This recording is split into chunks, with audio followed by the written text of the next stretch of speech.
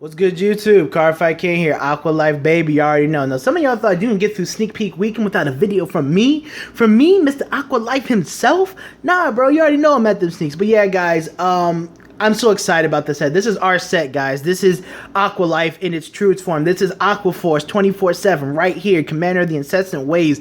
Ain't no stopping me. No. Shelton Benjamin, WWE, you know, one of my favorite wrestlers. But yeah, definitely this is the set we've been waiting for, guys. Maelstrom, he gets, you know, his new break right form, new support. Thavas continuing to get more support. His Persona crit, support surrounded around him. Great backup Vanguard. We have the Ripples coming back from set 11. And as you guys have seen in the Asian circuits, been a very dominant deck. So Ripples. And then we got my boy, my home dog, Tetra.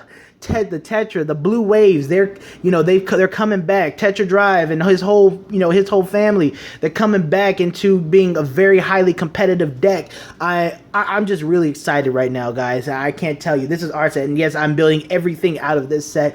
As you guys know, this is me. This is Aqua Life, baby. This is what we've been preaching for weeks and months. You know, this is what we've been waiting for. So, how I'm gonna do this is I'm gonna just go very briefly over the cards that I pulled that you guys can see here, and give you an update to how each of the decks are progressing. Because I'm not featuring a lot of the comic cards. These are just pretty much the holo cards that I did get. And then at the end of the video, I got something for you guys. All right, so let's get into it. So, we got the Thavas mat. My boy Black Steve won it for me in the draft. The sneak peek draft. I did terrible in the sneak peek draft. I was grade locked at 0 because I only had 2 grade 1. It was just ugly. So yeah, that happened. So got the Thavas mat. Now, for Maelstrom, I got one break right Maelstrom, one Theta.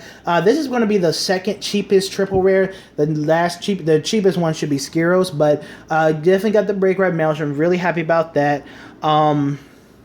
Can't wait to put my Maelstrom together. Theta, I'm actually more excited about Theta than I am Maelstrom, believe it or not. She's a great card, guys, to put in our Rascal Sleeper column. 9k attacker if you have a Maelstrom Vanguard. 12k attacker on wave 2 only, which is second battle only. Very good card for your Rascal Sleeper columns. Opens up space for other cards in our deck, so good card. Now on to Thavas. Got his Persona crit. I actually really like her artwork and flavor text. Now become the storm. But yeah, so what she is she's a Persona crit. When your Vanguard attacks, throw her into Soul. 5k to your Vanguard, draw a card. Very good card, especially if you're using Thavas's GB2 ability. Very, very good. Oop, I need to unfocus. There we go. All right, so and then we also got Skiros. Skiros, like I always said, guys, an amazing backup Vanguard for Thavas.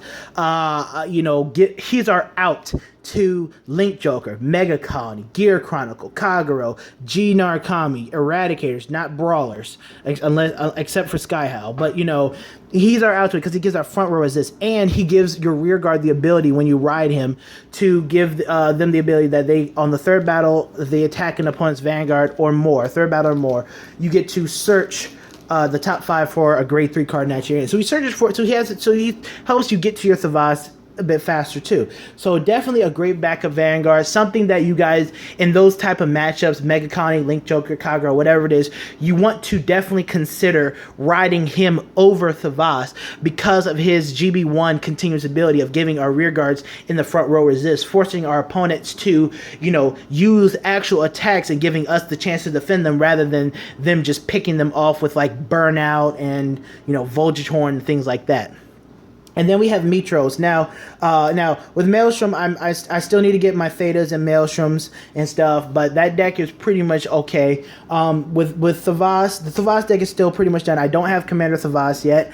I need to get 3 more of the crit trigger. I need to get 3 more Skiros, but I got the commons I needed for the deck. So the deck is getting updated. It's pretty, it's coming up there. But Mitros is a very good starter for Thavas, guys. He's one of I'm actually liking him more than Andre.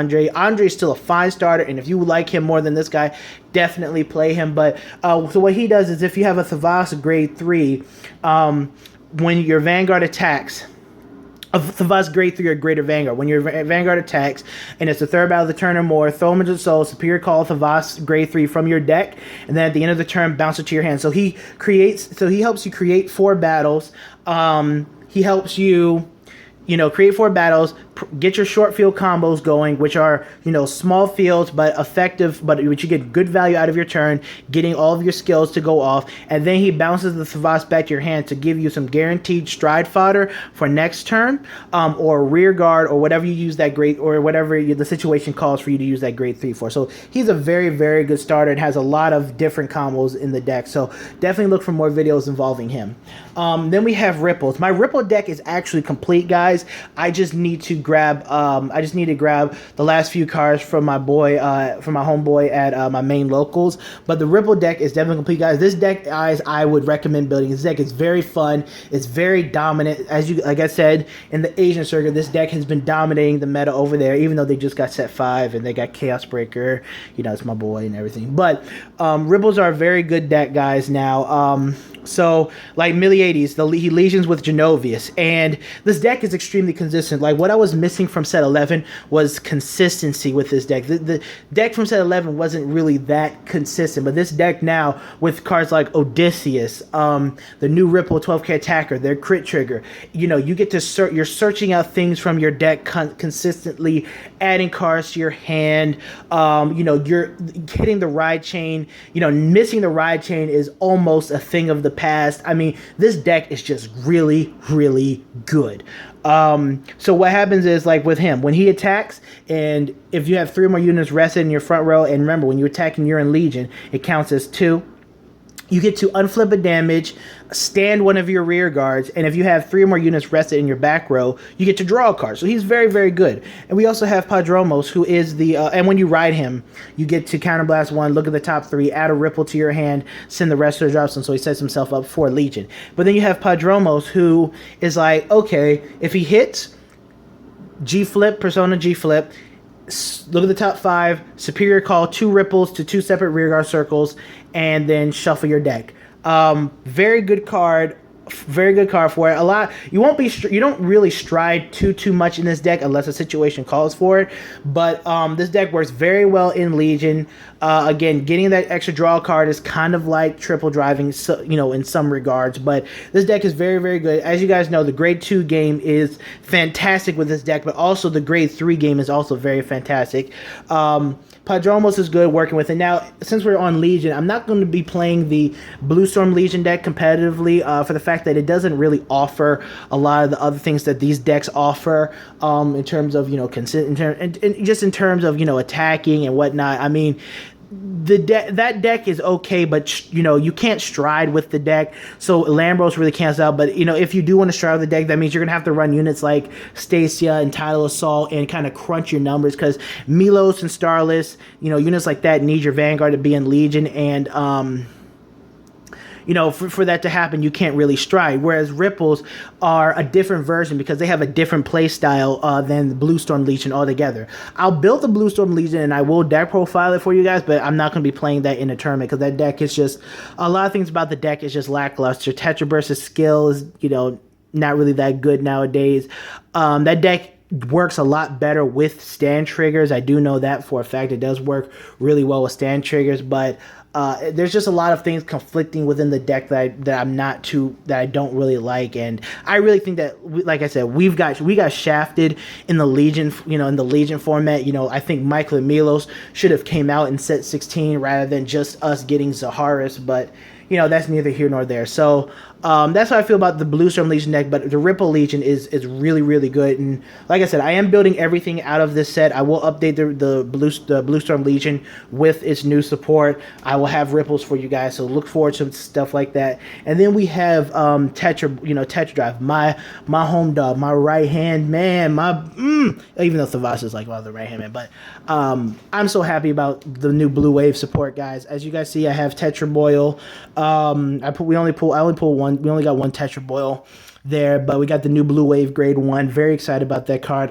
When I first tried it out on Cardfight area, I wasn't really liking it. I had my doubts about it, you know, by reading its effect on paper, but I've been trying him out lately and he's been very good. Has a lot of different combos, especially when it comes to costs for Tetra Boil and stuff. So very excited about that. Tetra Boil is obviously our restanding Vanguard, restanding stride unit. For Aqua Force. A lot of people are very excited about this card. Him and Anger Boil. I didn't cop a copy of Anger Boil there, but hopefully later on this week and into the next week, I will be able to complete this deck for you guys. The deck is pretty much done. I'm just missing some more Blue Wave Grade 1s. I'm missing 3 Tetra Boils, 4 Anger Boils. So I'll be looking forward to getting those later on this week and into the next week. But yeah, that's a sneak peek video, guys. Hope you guys enjoyed it. This is pretty much, I feel as if this is going to be the last set before we get, before we get any more support in the near future. A trial deck, set 2 support, and then a clan booster. I don't think we're going to be getting any support in the near future, especially since set 6 has been revealed and Aquaforce is not in it. I don't see us getting support probably till G set 8 or 9 if they get that far, whatever the case may be. So yeah, so guys, expect a lot of videos, expect a lot of talks about different cards, individual card talks and things like that. Just expect a lot of Aquaforce content and things coming at you guys in the coming days. All right, this is the Cardfight King, and I'm out. Peace.